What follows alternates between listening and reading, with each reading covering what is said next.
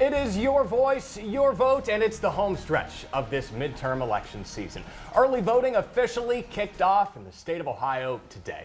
You are about to hear from two people who want your vote to send them to the State House for the first time to represent Ohio's newly drawn 41st House District. Whether you are watching on 13abc.com, our mobile app, Facebook page, or streaming channels, we say good afternoon to you. Thanks for joining us. I'm Josh Krupp. I will be with you as today's moderator. As you may know, Ohio redrew district boundaries for this year's elections. Here's the 41st in Lucas County. It stretches from western to eastern edges of the county, from Richfield Township to Jerusalem Township, and includes Sylvania, Oregon, and parts of Toledo, including Point Place. Let's waste no further time and introduce you to the candidates in this race. First, she is a social worker from Sylvania who advanced from the Democratic primary in August, Nancy Larson. And he's an attorney who lives in Oregon and ran unopposed in the primary election. His name is Josh Williams. Also joining us today and asking questions of the candidates, David Jacobs from 13ABC's media partner, The Blade, co-sponsoring today's debate. A quick rundown of the rules outlined for the candidates ahead of time. This debate will last 1 hour. There will be no commercials. Each candidate will have up to 2 minutes for opening and closing statements. You will both get the chance to answer each question, and we will alternate who gets to answer them first. You'll have a maximum of 2 minutes for your responses. If necessary, follow-ups and rebuttals determined by this panel will be limited to 1 minute each. A coin toss before this debate determined who will go first for opening and closing statements. We will start tonight with Nancy Larson. You have 2 minutes. Good afternoon. I would like to thank Channel 13 and The Blade for this opportunity to introduce myself to the voters of District 41. I'm Nancy Larson. I'm the endorsed Democrat, and I want to be your next state representative. If you live in Sylvania, the city or the township, or over to Berkey, my name may be familiar to you because many of you voted for me 2 years ago. Thank you for that. If you live in the newly drawn part of the district, that's North Toledo along Alexis Road over to Point Place and Oregon to Jerusalem Township, I'll be on your ballot. And I'm really glad you're tuning in today because I want you to know why I'm the best fit for this job. In a nutshell, I value the freedoms that living in a democracy guarantees. And make no mistake, folks, this election will determine whether we have more or less freedom when it's over. I also truly care about people. I have proved that throughout a 40-year career as a social worker. I grew up in Pittsburgh in a family of 6 girls where money was pretty tight. The expectation was that we would get out of high school and start families, but 2 of us broke that mold. My one sister went to work in the steel mills in the first wave of females doing that, while because of a guidance counselor who saw potential in me, she helped me get into college and I was able to work my way through. That good-paying union steelworker job gave my sister economic independence. That college profession gave me the ability to help thousands of people over the last 40 years of my career. Both me and my sister had the choice of what kind of life we wanted to live. When I get to Columbus, I will champion the right of women to have freedom over our own bodies. I will seek to preserve unions and expand workers' rights, and I'll fight to fully fund our public schools as the bedrock of our children's futures. Ohio's promise is that we'll be able to live, work, raise a family, and retire in dignity and safety right here. Today, let's talk about how we get there. Ms. Larson, thank you. Mr. Williams, you have 2 minutes for your opening statement. Thank you. First, I would like to thank 13ABC, The Blade, and my opponent for agreeing to this debate. My name is Joshua Williams, and I am the Republican candidate for our House District 41. I'm a father, I'm a husband. Professionally, I'm a practicing attorney, a college professor at Adrian College in Michigan, where I teach constitutional law, and criminal procedure. In addition, I'm a former school board president. But life was not always that easy. See, I'm a former homeless high school dropout. I dropped out at 18 years old as a senior at Roy C. Stark when I became homeless. Eventually, I started working heavy labor for the railroad, and at 21, I fell 30 feet and destroyed my spine. By the age of 23, I was completely disabled and bedridden. For the next 6 years, I underwent multiple back surgeries to try to get stable. Eventually, I even had to have weight loss surgery to lose over 200 pounds because of my disability. And at the age of 21, I felt good enough to return to the workforce. but workers' comp didn't want me to do that. We fought with the state of Ohio for over a year for me to be able to go to college. Finally, at the age of 30, I was able to enroll at the University of Toledo. And 5 years later, at the age of 35, I was graduating from law school. Now I'm a practicing attorney and running for state representative. I want to make it easier for every single motivated Ohioan to be able to dig themselves out of them circumstances and grow to their true potential. I stopped seeing myself as a victim of my circumstances and claimed victory over my life. I became motivated, dug myself out of poverty, and now I'm a successful practicing attorney.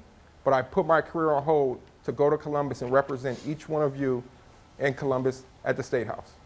Thank you both. Now to the question portion of the program, and we start with Ms. Larson. You will answer this question, and then Mr. Williams, you'll also get 2 minutes to answer this question.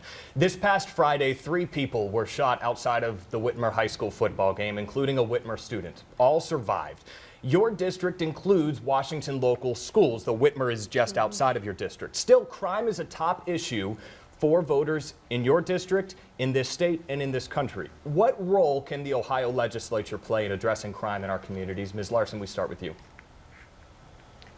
That was a pretty terrifying event. I had been walking in that neighborhood a couple days before that and was talking to people on the doors, and people were talking about the gun violence that's happened there. One business owner had a murder happen in the parking lot, and business has not recovered for him at this point in time. So yes, it's a serious problem in the North Toledo area, as it is spiking up elsewhere in Toledo. State legislatures are in control of the budget. They're in control of the kind of programming that is available to people. I have Moms Demand Action gun sense candidate designation, which means that they would trust me to put in some sensible gun regulations that would help to decrease the use of weapons in these kinds of crimes. We do need to be tough on crime, but we also need to be smart about it. My work for 12 years in the criminal justice system, I ran a sex offender program, and I definitely care about safety on the streets. My bent is to work on the front end of that rather than the back end with incarceration and spending money to lock people up. There are after-school programs. There are programs for sports that kids can get involved in. I was at the Aurora Gonzalez Center a couple weeks ago for their I Believe event. They are doing an amazing job with that community, and I think the things that they are providing for their community is decreasing the risk. They deserve more funding from the city. They deserve more help, because those kinds of programs, community policing, the things that help folks with the root causes of crime are what we need to be focusing on. Thank you, Ms. Larson. Mr. Williams, what role can the legislature play in addressing crime in our communities? A very big role. First of all, we need to make sure that we properly fund the police. There's only one candidate in this race that's endorsed by first responders in the police field, and that's me. I'm endorsed by the Toledo Police Command Officers Association. They believe in my ability to stop the crime wave that we have here in Toledo. Even though I'm a criminal defense attorney, they actually endorsed me. And that's because I come with real solutions. So first of all, we need to increase penalties for gun crimes. Currently, we have a 1-year, a 3-year, and a 5-year gun spec attached to the use of guns in felonies. We need to make sure that we remove that 1-year gun spec and add a 10-year minimum gun spec for the use of guns in violent crimes here in the state of Ohio. In addition, we see that this crime wave is being pushed by juveniles, because there's leaders in the community that have instructed these young kids that they understand that if they use guns and violence in our community, they will not see the same type of penalty an adult will. And a lot of times they get a simple slap on the wrist their first time. So a lot of these violent crimes are being perpetrated by 12, 13, 14, 15-year-olds in our community. We need to make sure that we fund youth sports here in Toledo. I'm a former youth football coach, baseball coach, and basketball coach. We need to make sure that we give the kids in our community hope. We give them good role models. We give them a good future. They will not be willing to sacrifice tomorrow if they have hope for what will come. Right now, they're hopeless, so they're willing to sacrifice today and engage in gun crimes here in Toledo. Thank you both. David Jacobs from The Blade has our next question. Thank you. Ohio Republicans announced plans last year to introduce a police reform bill that had proposals backed by the governor. It has yet to even be introduced. This could be something that you legislate next year. What reforms would you support in a policing bill if it were to be introduced next year. And we'll start this with Mr. Williams. So I'm on the record with what police reforms that I support. Even though I am endorsed by the Toledo Police Command Officers Association, we had deep discussions about criminal justice reform. First and foremost, qualified immunity needs to be removed here in the state of Ohio. That's where officers are immune from civil liability when they act outside the bounds of their authority. But let's be clear, we're not just going to leave officers off the hook here. We want to make sure that they have malpractice insurance just like I do as a practicing attorney. By using an insurance plan to cover all of our officers and executive branches, what it will do is literally spotlight officers that have a history of stepping outside their legal means of authority. And that will result in either increased premiums for that individual officer or being dropped from their insurance plan. That's how we were able to articulate our plan to the Police Command Officers Association, and they love that idea. It literally relieves the pressure from command officers to have to get rid of bad cops. They will get rid of themselves because there is a lot of great cops that protect this community, and we need those individuals looking out for us. We need to know when we call 911 that a good officer is going to respond and provide safety to our community. Thank you very much, Ms. Larson.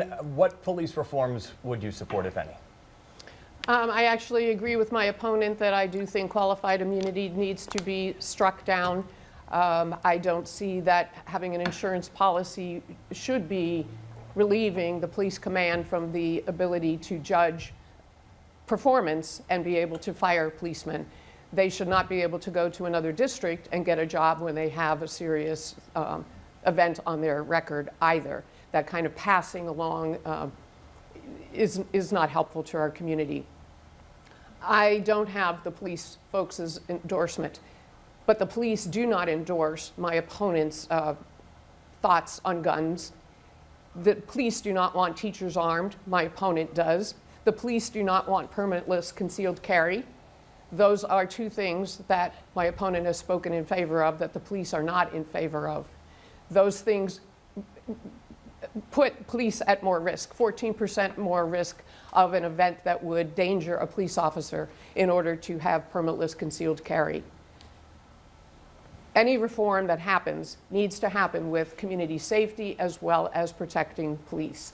One of the things they told me they were concerned about is their pensions being addressed, as well as the firefighters being under attack by the Republicans in Congress, or in the State House rather. I would make sure that the pensions of the police and the fire folks were intact, that they were not threatened to be privatized. Mr. Williams, Ms. Larson mentioned you directly, so I'll give you a chance to briefly respond to that. Yes, I have stated my positions openly prior to being screened by the Command Officers Association. We discussed those topics in detail, yet I received their endorsement. They have confidence in me that I can provide safety to our community. What we didn't hear from Ms. Larson is any proposals that actually could work, or even any at all. Just like her answer to the first question in regards to gun violence, there are no solutions proposed by my opponent.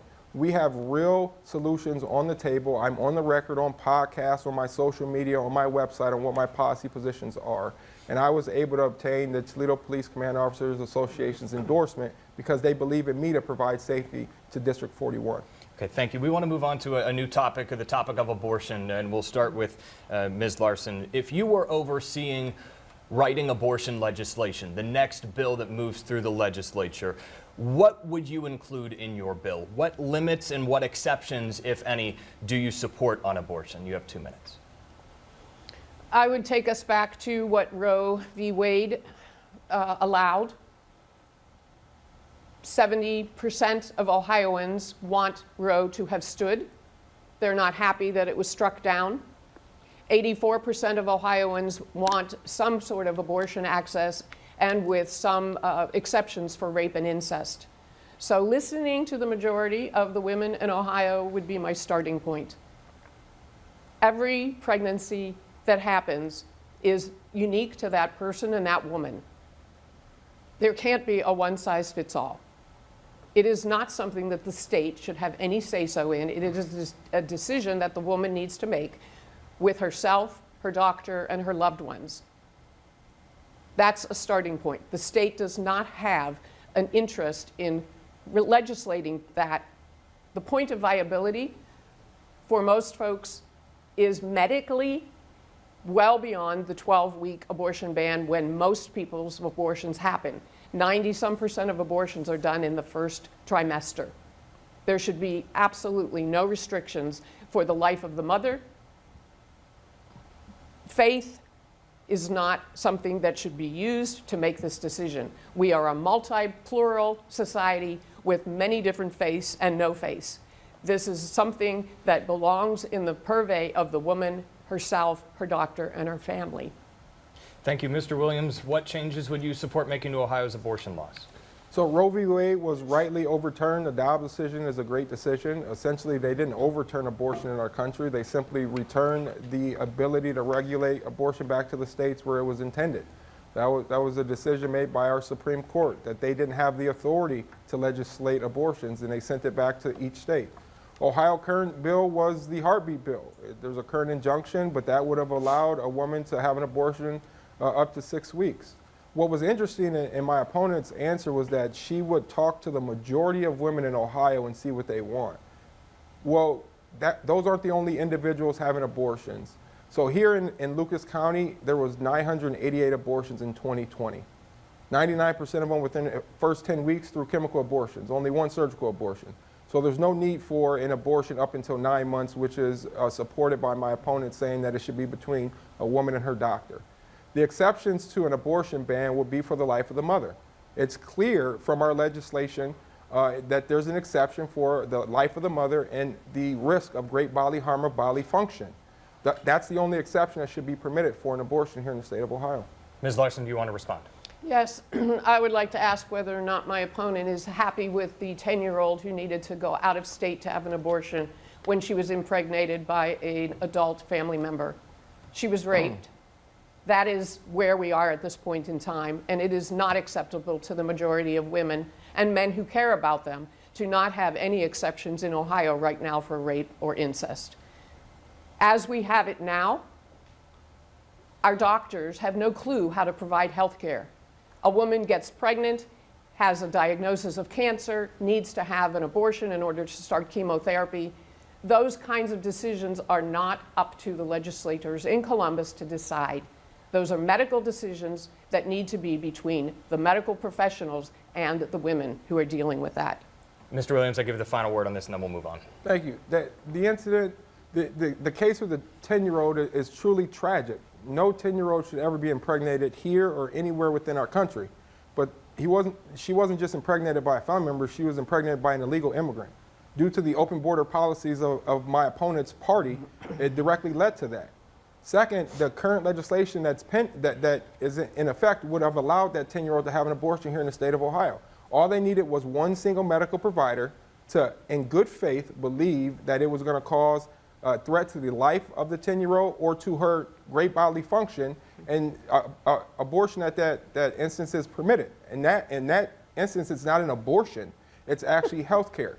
But that's not what we have here. Out of those 988 abortions in 2020, 678 women had abortions. That means multiple women in the state of Ohio had abortions within 1 year. That's not reproductive health care, that's birth control.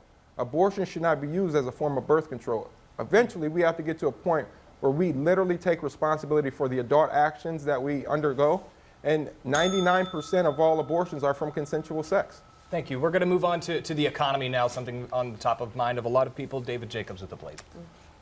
Inflation continues to be an issue on the top of voters' minds. It's impacted families and small businesses across the state. Should state lawmakers be doing more to address the inflation issue? And what role could you play in addressing people's concerns on this issue? Mr. Williams, we'll start with you. Well, the first solution is reducing or eliminating our individual income tax here in the state of Ohio.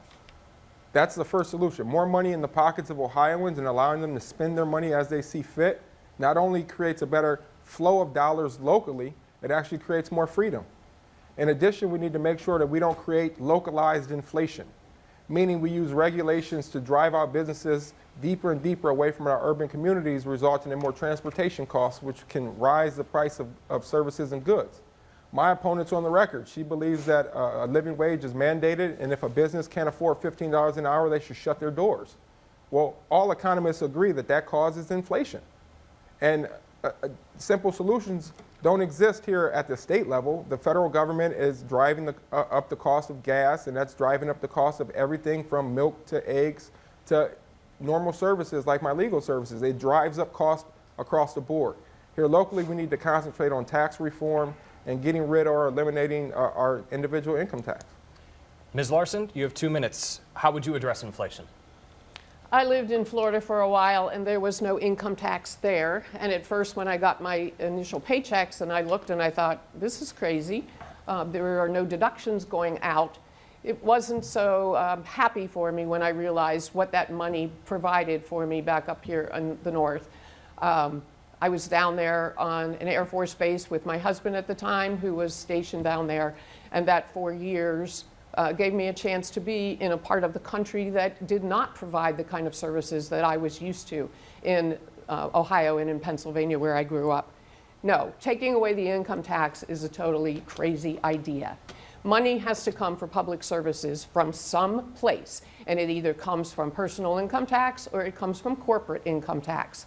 Sales tax, we have to collect taxes in order to have money to do our public services, whether it's paying for those policemen, paying for those firemen, paying for those roads and bridges. If we take away our income tax, we may not have inflation in the sense that my opponent is talking about it, but we also don't have money to pay for the things that government is supposed to do.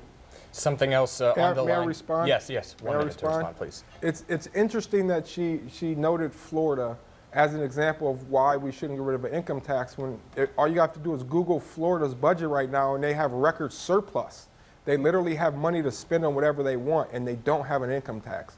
Ohio is going to become the Florida and Texas of the Midwest. We're going to be pro-business, and we're going to reduce the income tax on individuals and allow more freedom in how you spend your dollars. On the same topic of the economy and inflation, gas prices and energy prices have played a factor in raising the cost of seemingly everything. I want to ask about renewable energy. What role should it play in Ohio's energy future? And we'll start with Nancy Larson. It has to play a huge role. I believe in the climate crisis as a result of carbon. My opponent has gone on record saying that he thinks it's a natural cycle that does not really need much attention. I think scientists agree. We can see with our own eyes. I've lived long enough to see the climate change through the course of my lifetime. The process of disincentivizing solar, wind, and continuing to pump up nuclear power and coal, we do need, to some extent, a transition period, but we have to, as soon as possible, do things like change the wind setback laws that have gotten in the way of us having wind power developed here. We need to, first, solar is wonderful. I am so happy that they are here. That company is a gem for us. These companies are going to pave the way. We need to put our money and put our energy into that. UAW is making a huge investment in their plant in order to transition to electric vehicles. I see them as one of the prime companies that is forward thinking and is going to move us forward. We need to have light rail. We need to, when the train station was started in the 1950s, we had 54 trains going in and out of there. Ultimately, the solution is mass transit. It is light rail to connect our cities. We have to get people out of their individual cars and into the thinking that the transit that's going to really do something for our environment is not going to be us continuing to drive from here to there as individuals in our own little vehicle. Mr. Williams, what role should renewable energy play in Ohio's energy future? It just should play an equal role. I support all of the above when it comes to energy solutions. We need to be able to drill for oil and natural gas. We need to be able to produce wind and solar, but it's not the role of government to mandate that. And we saw that in Ohio, where we have took affirmative steps to promote green energy. I mean, we just saw the announcement of $3.5 billion investment here when it came to batteries for electric vehicles. The solution is not to mandate and drive up gas prices like we've seen the Democratic Party do. Our president campaigned on the idea that he was going to put fossil fuel industry out of business, and he almost succeeded. I mean, gas prices went through the roof, and until he started pulling oil from our national stockpile, gas prices were still climbing. So we know that that's not the solution. My opponent supports green energy and even wants us to mandate it, but there was a misquote there from my opponent. I never said that green energy is not the solution. I believe green energy should be promoted, but it should be incentivized. There should be tax rebates. There should be incentives. There should be a myriad of governmental efforts to try to push green energy, but we can't mandate it. We can't drive fossil fuel businesses out of business and expect that Americans are going to be able to pay for food and other services and goods. Ms. Larson, last word on this. We've been dodging this problem for the last 40 or 50 years. We have known what's happening, and with incentives and letting the free market play its way out, we've gotten to where we are now, which is at the brink of climate disaster. We don't have time to incentivize. We need to take this and make it a focus for our children and our children's children. Time is up. May I reply to that, please? Yes. Green energy is not the sole solution here in the state of Ohio. If you have any doubt, look to Germany, look to Britain, who just fired back up their coal power plants. Germany's at the mercy of Russia right now for natural gas. The solution is not just to flip a switch and we're all green energy here in the state of Ohio. It's to make sure that all sources of energy are available to Ohioans to keep prices down and keep individuals able to function and put food on the table. Great. Thank you both. We're going to move on to the next topic with David Jacobs from The Blade. By the end of what would be your first term, Ohio needs to decide how to allocate the remaining balance of funds it received from the American Rescue Plan Act that was signed into law by Congress to help communities recover from the pandemic. Hundreds of millions of dollars are still on the table. What should be the state's top priorities when allocating its remaining money? Mr. Williams, we'll start with you. It should be job creation and workforce development. We have employers here with jobs available without skilled labor to fill those positions. We have individuals that are ready, willing, and able to go into training programs and just don't know how. We have a workforce and development team through the governor and lieutenant governor's office. They put in some great programs, but with this type of funding, we're able to expand those programs and provide training across our state. So we want to see able-bodied Ohioans that are motivated to get retrained have the opportunity to go into micro-credential programs, meaning you don't have to take 2- and 4-year degrees. You can get trained in 3, 6, 9 months and be available for high-paying jobs. Intel is one of those examples. We simply can place individuals in training programs to give them the skills that Intel wants, and Intel is ready to give you an entry-level job making over $70,000 a year. That's the solution of how we grow Ohio economically and how we provide for our families, by good-paying jobs. But essentially, it's the individuals who are motivated to get proper training to be viable in the marketplace. Ms. Larson, what should be the state's top priorities here when allocating its remaining ARPA money? The top priority, as far as I'm concerned, is after listening to Marcy Kaptur talk, finding out where that $5.5 billion money is in Ohio. She spoke about the fact that this money that is coming from ARPA to Ohio is not able to be understood exactly where that money is, that the Republicans in charge have not been forthcoming about what they are doing with it, where it even is in the pipeline. So priority number one is recognizing that the current level of non-cooperation in the State House is going to prevent anything constructive happening at this point in time. It's $5.4 billion that is coming to Ohio from the federal government. And Marcy, who's the longest serving representative in Congress, does not know where that is because the Republicans will not work in Columbus with the Democrats and share openly information. May I respond to that, please? I'm not finished. Ms. Larson, you did have time left. Go ahead and wrap up, and then we'll go back to Ms. We've been Williams. fortunate to have great representatives in the Point Place area with Lisa Sebecki and with Mike Sheehy handling the Oregon area. They've done a good job of bringing money back to Northwest Ohio. I would like to continue in their footsteps. Projects for Northwest Ohio that I would want to see in the budget would be money for UT, money for a community college in downtown Toledo. We are the only area in city that does not have our own community college. Clean energy development, as I said before, working with First Solar, downtown development, the Mud Hens, the zoo, all of these things that are jewels in our crown can use some more funding.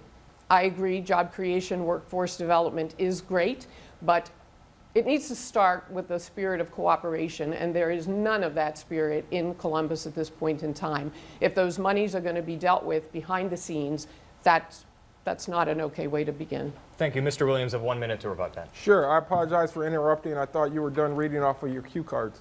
But we have real solutions here. All I heard was Marcy Kaptur, Lisa Zoblecki, and Michael Sheehy. I heard what they thought, what they were looking into, and what they would do. I didn't hear any real solutions come from my opponent. Just like most questions, she has no real solutions. The people of District 41 want to hear what solutions will happen when we make it down to Columbus, not what federal congressmen or former representatives or even possibly county commissioners will do. The voters in District 41 want to hear from us. And the solution is to invest in Ohioans through job creation and workforce development. Ms. Larson, I'll give you a shot if you want to respond. Yep. Real quickly. I mention them because they both have supported me and they have modeled a team of working together. The representatives in the Senate and the House from Northwest Ohio have worked together to bring money back into this area, and it is my hope that I will be able to do that with the other representatives. Michelle Grimm, Elgin Rogers, Erica White, we would be able to work together to focus on following up on that history that has been aptly set by the reps that are there now. Okay, thank you very much to both of you. 12 House districts border Lake Erie, including yours. You both say online and have said during this campaign that protecting Lake Erie, that cleaning Lake Erie should be a priority. How would you make sure that that is the case as a member of the state legislature? How would you protect Lake Erie? We'll start with Ms. Larson. This is a problem that I've been studying a lot over the last 4 or 5 years, starting in 2014 when we had the algae crisis. It's very clear to me that the research is in. I've gone to conferences, Bowling Green did, UT did. The research is there. The problem and why we are having the continual algae blooms happen in Lake Erie is because we have animal factories that are producing way more waste than our land can handle. We have those farms here in Ohio because of the kind of deregulation that the Republicans are so fond of putting in place. Other states, other countries moved their farming operations here because they were no longer allowed to do it in their home country or their home state. Ohio is still a place where Lake Erie is allowed to be used as a toilet for those millions of animals. So step number one would be to immediately stop permitting any more CAFOs, concentrated animal farms. We would also need to take a look at making them disband. The land can handle so much waste and it needs to be farmed appropriately. And these concentrated factories are putting a stress that we are all having the consequence for.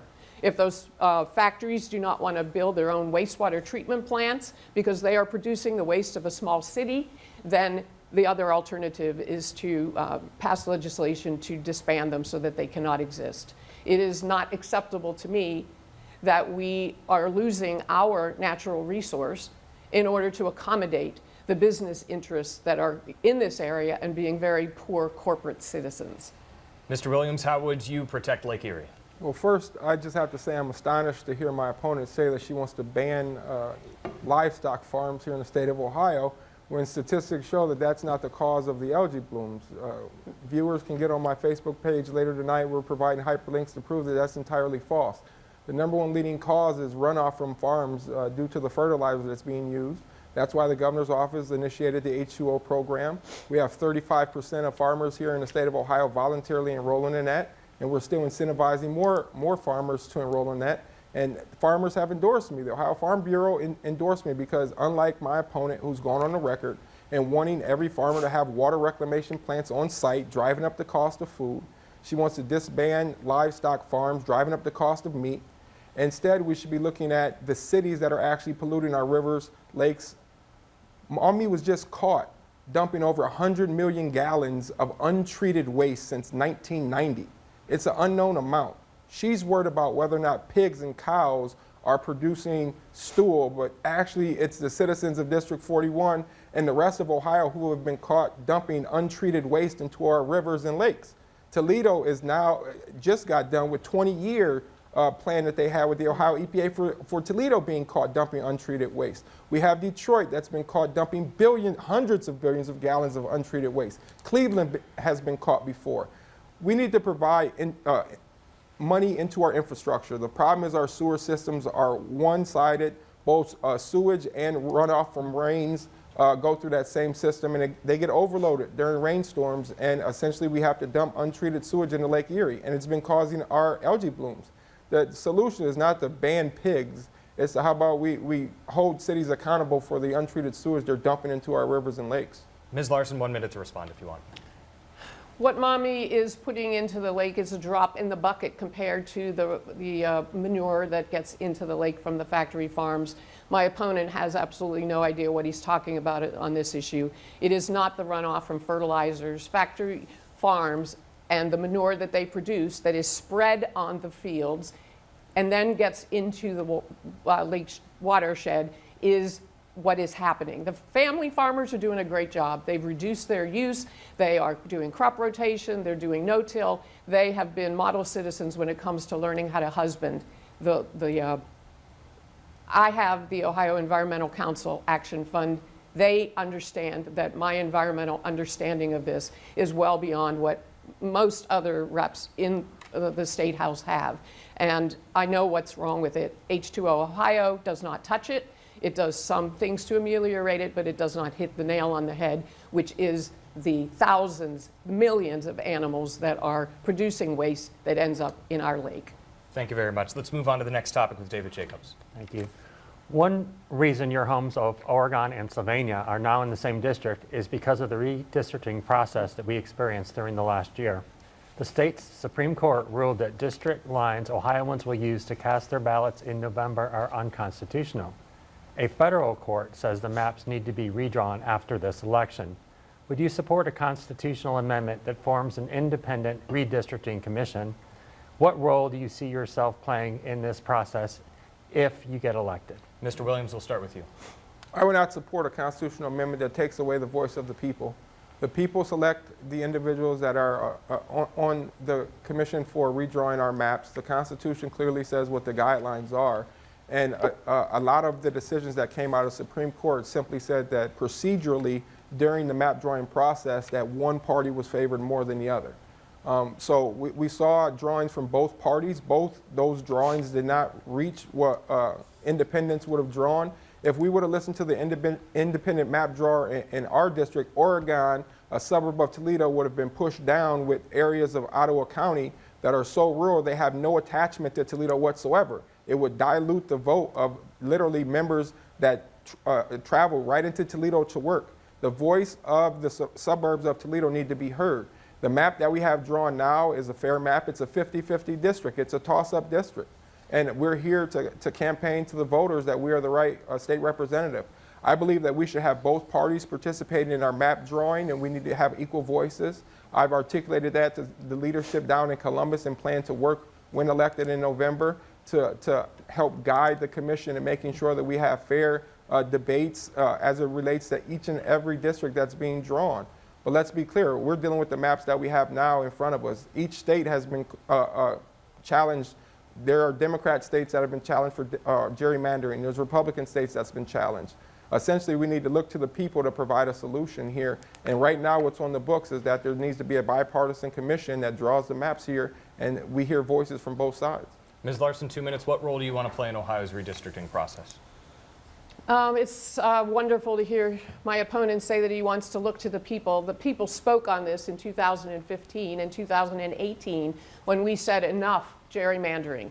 Whether Democrats were doing it or Republicans were doing it, enough of it. It was not fair, it's not democratic. His party absolutely refused to follow the Constitution. 5 times the Ohio Supreme Court threw out the maps that they submitted. At one point, he has said that it's impossible to draw fair maps. It's not impossible. We paid $100,000 to 2 independent map makers, and they drew fair maps. The Republicans and the Redistricting Commission decided at the nth hour they were not going to use them. Look, this is a game that is, let's keep power at all costs.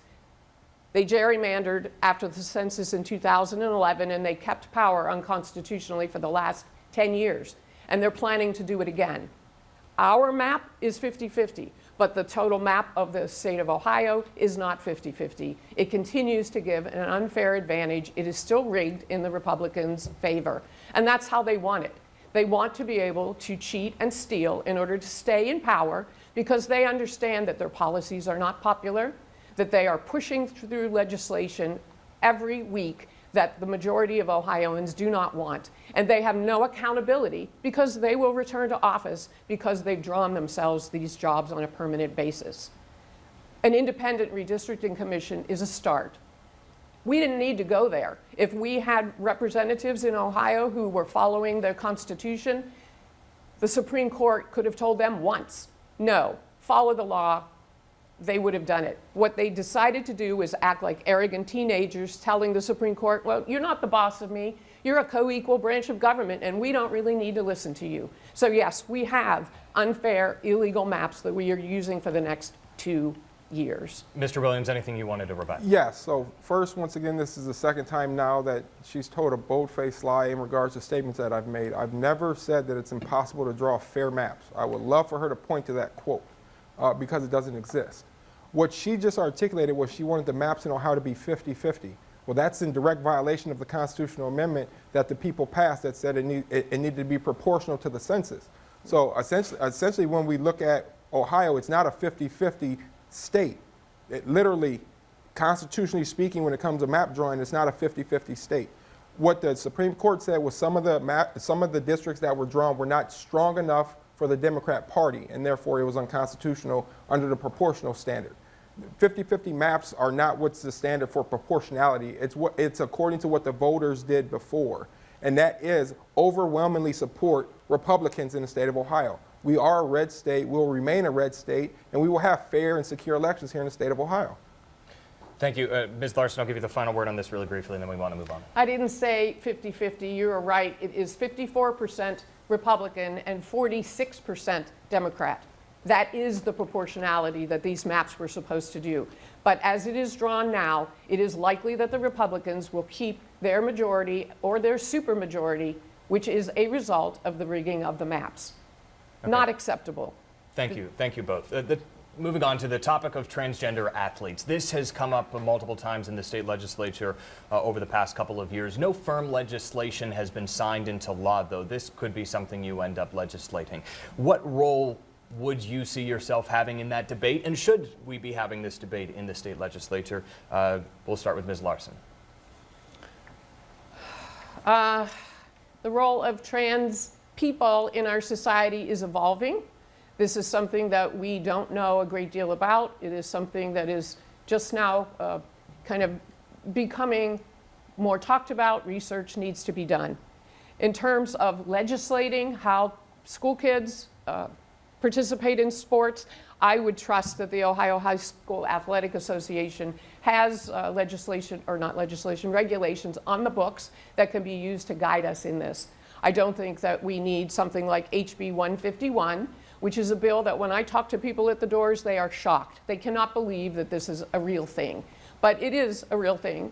The legislators down there, the Republicans, have decided that if a girl may not be girl enough to play girl sports or a boy may not be boy enough to play boy sports, that any parent can challenge that child, and that child would be sent to a doctor for a mandatory genital inspection. For real. Genital inspection, external, internal, with hormone studies. This is a sensible proposal as far as the Republicans are concerned. I think it is tantamount to sexual abuse. We do not have to legitimize the crazy and the extreme that this takes us to. My America is big enough for people to be able to figure this out, for people to be able to have who it is that they are honored without politicizing this kind of thing by something like a mandated genital inspection of our children. Mr. Williams, should lawmakers have this debate? Should they pass laws involving transgender athletes? Yes, they should have this debate. Why? Because we need to protect girl sports. I mean, there's a reason why girl sports exist, and that's because girls are physically different than boys.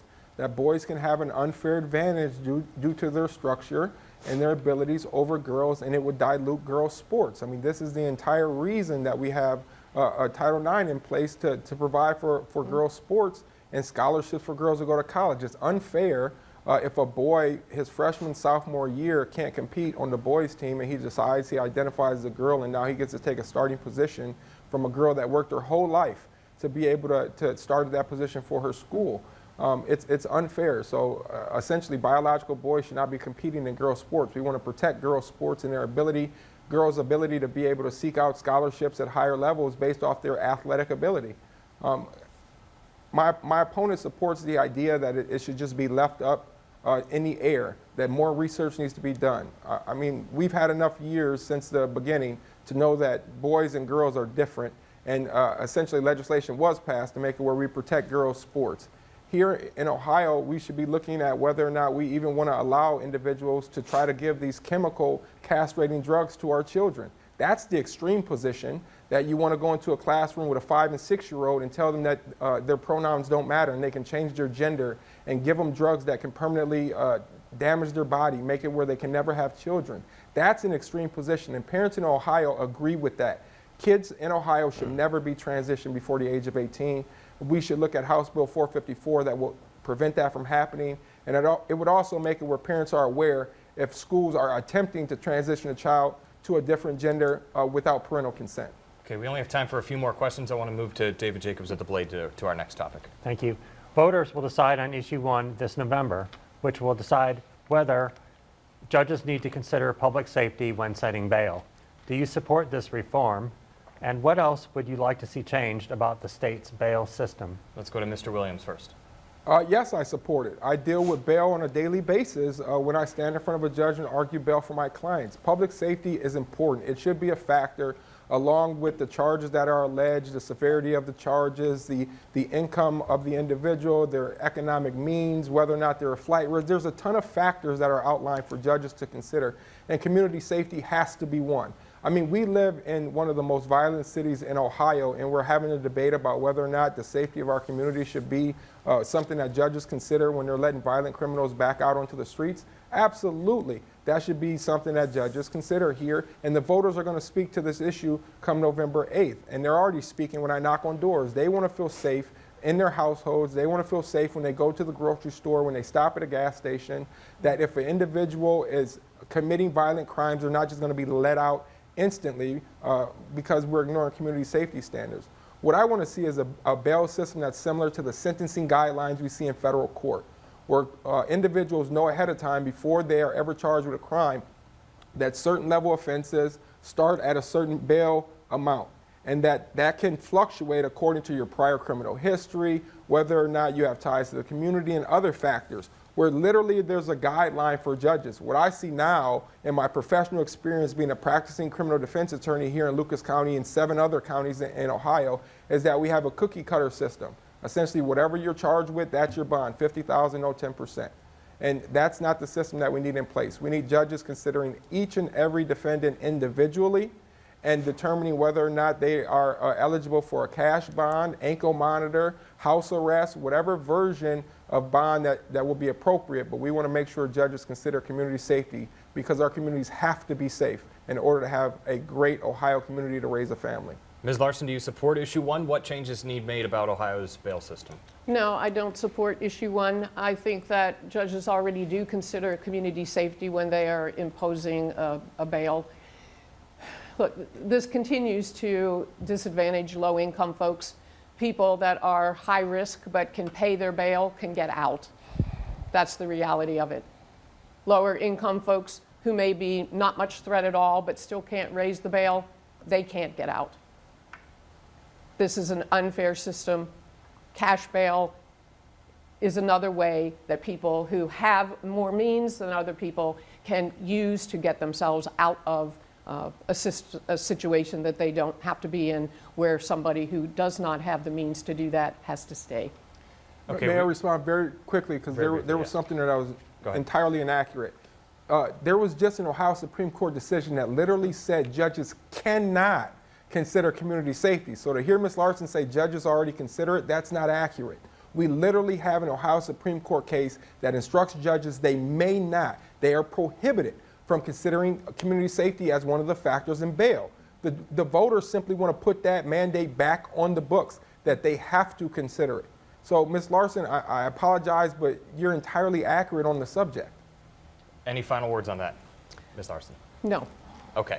We have only about 5 minutes left for questions. We'll try and do rapid fire here and a couple of open-ended questions. I want to start with this, and we will go to Ms. Larson first. What do you see as the biggest threat to democracy? In Ohio, it's the Republican supermajority. It is the attitude of the Republicans that are there. I'm not talking about all Republicans. I have been meeting Republicans on the door that have said their party has lost its mind and they are voting Democrat. Thank you very much. But the threat to democracy is that people in my opponent's party, has the extreme wing of that party has taken over. They don't have a commitment to democracy. They have, in fact, a commitment to armed insurrection, to coups, to staying in power illegally, to suppressing vote, to doing everything that they can to destroy the democratic notion that people should vote their leaders in and out. Mr. Williams, what's the biggest threat to democracy in your eyes? It is the extremes on both parties. So we didn't just see one party attempt to use political violence to get their agenda across. We saw both parties do it. I don't have a short memory. In 2016, following the election of Donald Trump, we saw cities literally burn. We saw individuals dressed in all black throw fire bombs at federal courthouses. We saw chop zones pop up in the Northwest area, 16 square blocks of no police allowed. Murder, rape, robbery was on the rise in those areas. Violence is never the solution in a republic. We simply need to go back to the drawing board and get back to the politics that we had in the 80s and 90s, where people could have political discussions without violence. We need to get back to where we can cross party lines and work together to bring Ohioans proper legislation that can help them succeed in our economy. We don't need to see extremism from either side of the party, and we've seen it from both. We need to make sure that we elect individuals that are fair-minded, that are cool-headed, and are able to produce for Ohioans and give them the results that they deserve. And simply, in this election, there's only one candidate that believes in that. Ms. Larson formerly sat and protested with organizations that literally brought violence to our community. She's been seen on record doing so. So I don't believe in political violence at all. I believe that if you want to have your voices heard, go to the ballot boxes. If you don't like the way your government is headed, vote that individual out. That's the solution. Ms. Larson, a real quick response. What my opponent is referring to is my participation in Black Lives Matter marches in the city of Toledo after George Floyd was murdered. They were not unpeaceful. They were perfectly peaceful. So your characterization of me as some sort of anarchist is insane. The Democratic Party has never mounted an armed coup of our democratic process like we saw on January 6th in Washington, D.C. You are buddies with J.R. Majewski, who was down there at the time. I don't know where you were, but you are not innocent in all of this rhetoric about what is going to happen in this country. Mr. Williams, a final word on this topic. Thank you. I know where I was at. I was at home with my wife and my son, being astonished by some of the scenes that I saw. Yes, the Republican nominee for Ohio House 9th was present. He was cleared of any charges. That's between J.R. Majewski and his followers. I'm running in District 41. I know exactly the type of individual I am. And the protest that you were at, I watched as individuals were charged with aggravated riot here in the city of Toledo. I saw as windows were broken in downtown Toledo because I have a law firm there in downtown Toledo. I remember having to go down there to make sure that my firm was protected. I stood outside the entire time during those protests. Now, individuals have the right to protest in our community, but nobody should use violence. And what I heard on some of the videos where you reviewed was defund the police. Let's be clear. You stand with organizations that want to defund the cops that protect our community, and if elected, you are going to harm our community by taking away the very thing that we need, safety. Okay, we have about a minute left for this final question, and then we'll move into closing statements, and I'll give it to Mr. Jacobs from the Blade. Thank you, Ms. Larson. What makes you optimistic about our state's future? And really quickly, please, on both of these. That's a tough one. I am doing a lot of knocking on doors, and I see a level of involvement that is heartening for me. I think the women of this state and our area are fed up with being legislated, what's happening to their bodies. I am hoping that they come out, that they take the enthusiasm, the anger, the rage that they're feeling, and march into the ballot box to vote for the choice that they need to do. Mr. Williams, what makes you optimistic about the future in Ohio? Because I look at Ohio, I see that we're growing. I see our economy booming. I see more and more businesses come and invest in Ohio. I see that we have a legislature that's committed towards parental rights and giving parents options, the ability to take their kids out of a bad failing school district and place them into a private school, charter school, or academy. I see here in Lucas County that 99% of all schools that are Ed Choice designated reside in Toledo. 99 of them are in Toledo Public Schools. Parents need to have options.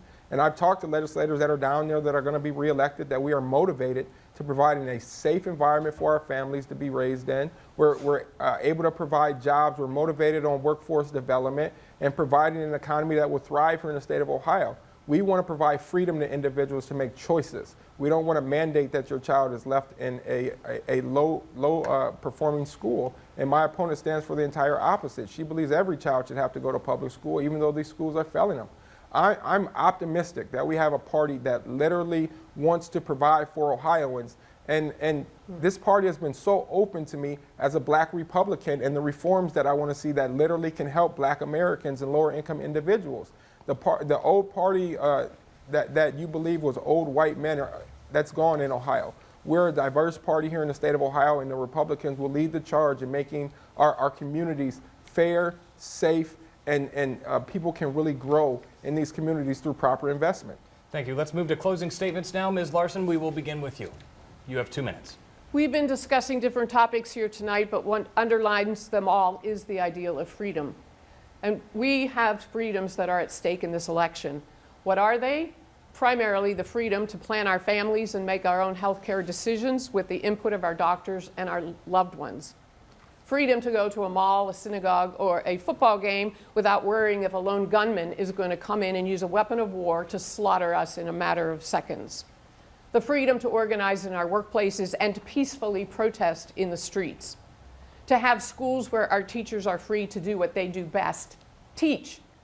None of this exists without a functioning democracy, and it should be clear from today's debate which one of us is on the side of democracy.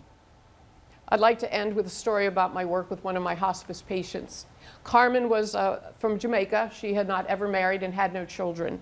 Her only relative was a disabled sister in New York who could not make the trip down to see her. The hospice teacher and I would take her oxblood soup and other things that reminded her of her home. I took Carmen to the bank to get her sister's name on her accounts, and when Carmen passed, the nurse and I helped the landlord pack up her belongings and get them off to various charities. Her sister said she didn't want anything, but I went ahead and boxed up the possessions that I thought that she would want and find meaningful. On the day the boxes arrived, I got a call, and through grateful tears, Carmen's sister thanked me for not listening to her because she was so moved and happy to have the mementos I'd sent. Sometimes leaders do what they know is the right thing to do, even if others don't yet see it.